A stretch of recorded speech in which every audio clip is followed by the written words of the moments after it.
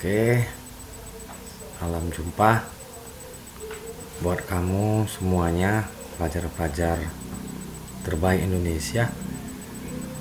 Sini akan saya bawakan pelajaran kita untuk hari ini, yaitu pelajaran fisika di pokok bahasan yang pertama untuk tahun ajaran baru. Sebelumnya saya ucapkan selamat datang kepada siswa-siswa kami semua kelas 10 semester 1, dimana pelajaran fisika ini merupakan pelajaran yang terbaru buat kamu, dimana selama di SMP kamu hanya mengenal IPA. IPA itu kalau di SMP memang ada belajar fisika, tapi di SMA lebih spesifik lagi ada dia pelajaran fisika tersendiri, kimia tersendiri, biologi tersendiri. Untuk kali ini kita akan mempelajari tentang hakikat fisika dan prosedur ilmiah, ya, menggunakan kurikulum 2013. Kita langsung saja ke pokok bahasanya. Konsep pembelajaran kita yang gunakan adalah mengetahui hakikat fisika dan peran ilmu fisika.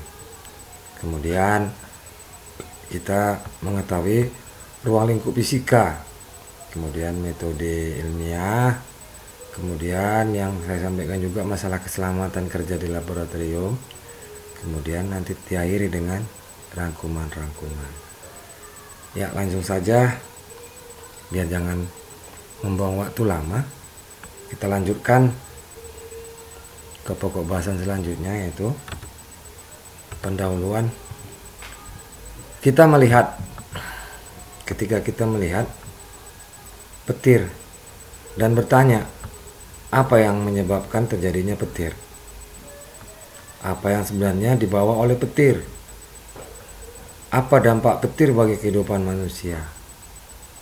Ya, dari pertanyaan itu sebenarnya kita sedang bersikap sebagai seorang ilmuwan. Oke, selanjutnya untuk mencari jawabannya kita akan melakukan penyelidikan dengan menempuh prosedur yang disebut metode ilmiah.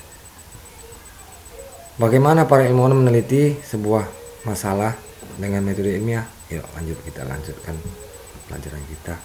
Hakikat fisika dan peran ilmu fisika. Hakikat fisika, fisika berkaitan erat dengan matematika karena teori fisika banyak dinyatakan dalam notasi matematika. Irisan antara fisika dan matematika disebut fisika matematika yang mengembangkan struktur matematika bagi teori-teori fisika. Ini selanjutnya karakteristik fisika. Karakteristik dalam fisika dikenal ada 4. Yang pertama kuantitatif. Ya, apa itu kuantitatif? Setiap besaran fisika selalu dapat diukur dan hasilnya dapat dinyatakan dengan angka. Kemudian pengamatan dan percobaan. Fisika tidak dapat dilepaskan dari kegiatan pengamatan percobaan. Kemudian prediktif. Prediktif maksudnya ilmu fisika mampu memprediksi suatu peristiwa alam yang terjadi. Kemudian progresif, ya, di mana ilmu fisika terus berkembang dalam menjelaskan setiap peristiwa alam yang terjadi. Oke, selanjutnya di dalam pelajaran fisika kita mengenal prosedur ilmiah. Yang pertama yaitu merumuskan masalah, kemudian dilanjutkan dengan menyusun kerangka berpikir, menyusun hipotesis, melakukan eksperimen, menganalisis data, menarik kesimpulan, dan menuliskan laporan. Kemudian selanjutnya sikap ilmiah. Sikap ilmiah yaitu kita untuk mengetahui rasa ingin tahu, ya, untuk mengetahui rasa ingin tahu, kemudian jujur, teliti, tekun, kritis, terbuka, objektif, menghargai karya orang lain, berani mempertahankan kebenaran, kemudian menjangkau ke depan. Selanjutnya peran ilmu fisika dalam kehidupan sehari-hari. Peran fisika dalam kehidupan sehari-hari itu banyak. Contohnya handphone, mobil, ya, kereta api, ya, pesawat, kapal, ya banyak. Itulah peran fisika dalam kehidupan sehari, dan masih banyak yang lainnya yang di sekitar kita. Kemudian selanjutnya ruang lingkup fisika. Ruang lingkup fisika itu dibagi menjadi dua bagian. Yang pertama fisika klasik. Fisika klasik dibedakan menjadi 5 bagian. Yang pertama mekanika, kalor, cahaya dan optik, kemudian gelombang, dan listrik magnet. Kemudian di fisika modern yaitu mengenai benda-benda atomik dan benda-benda subatomik. Oke, selanjutnya penelitian ilmu fisika.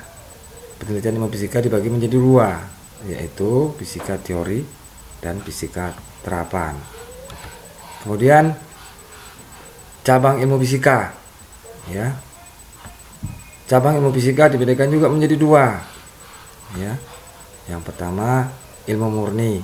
Di situ termasuk dalam mekanika, hidrodinamika, bunyi, cahaya dan optik, listrikan, magnetik, fisika nuklir. Kemudian di ilmu terapan mekanika teknik, ya, mekanika aeronautikal dan atau desain kapal, teknik akustik, teknik iluminasi, teknik elektronik, teknik kelistrikan dan teknik nuklir. Kemudian hubungan fisika dengan ilmu lainnya menciptakan disiplin ilmu yang baru, ya, yaitu ada dibagi menjadi 6. Yang pertama astrofisika. Astrofisika adalah cabang fisika yang mempelajari tentang alam raya, termasuk interaksi benda-benda langit dan astronomi. Kemudian biofisika, ya. Biofisika adalah cabang fisika yang mempelajari proses-proses biologi. Kemudian biokimia, ya. Biokimia cabang fisika yang mempelajari tentang proses-proses kimia. Kemudian selanjutnya ekonomifisika. Ekonomifisika, ya, cabang fisika yang mempelajari proses fisika dalam bidang ekonomi. Kemudian geofisika. Geofisika adalah cabang fisika untuk mempelajari proses fisika dalam struktur planet bumi. Kemudian fisika medik. Kemudian fisika medik adalah ilmu yang cabang fisika yang mempelajari proses fisika dalam bidang kesehatan. Oke, selanjutnya kita mempelajari tentang metode ilmiah, ya, langkah-langkah dalam menyusun metode ilmiah. Yang pertama adalah menyusun rumusan masalah, menyusun kerangka teori, merumuskan hipotesis, melakukan eksperimen, mengolah dan menganalisis data, kemudian menarik kesimpulan. Kemudian setelah menarik kesimpulan, baru hasilnya bisa disampaikan ke publik. Kemudian dalam menyusun langkah-langkah metode ilmiah yang perlu dipersiapkan, yaitu adalah mengidentifikasi masalah, memahami, ya, memahami sumber masalah, ya, merumuskan masalah penelitian, kemudian perumusan masalah, kemudian di situ membuat kerangka berpikir, kemudian merumuskan hipotesis, lanjut kita menguji hipotesis, kita mendesain metode penelitian, kemudian mengumpulkan dan menganalisis data, baru kita buat kesimpulan sebagai hasil akhir dari penelitian. Oke, selanjutnya dalam memahami, dalam melaksanakan kegiatan penelitian dapat juga kita laksanakan di laboratorium, ya. Di dalam laboratorium itu banyak juga yang tidak bisa atau banyak juga yang tidak boleh kita sepelekan, ya. Di dalam laboratorium itu ada juga mesti kita kenal simbol-simbol